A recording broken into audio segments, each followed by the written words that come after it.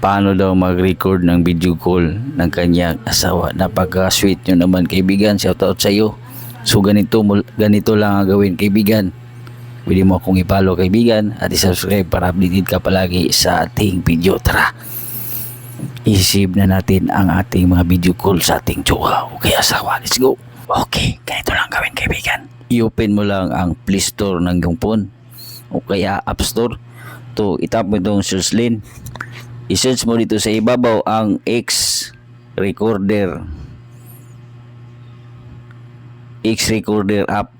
So ganito ang iyong i-install kaibigan. X Recorder install.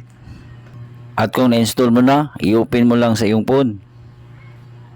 Tap ang X. At kung nakalagay na ito sa iyong phone kaibigan, tap mo lang itong start recording. Then tap mo lang itong continue. Yung piliin mo lang itong walang bayad, 720 yan. Then start. Using up, itap. And start. So naka-start up po yan kaibigan. Naka-countdown na yan ito. Yan. So ngayon, puntahan mo ang iyong messenger.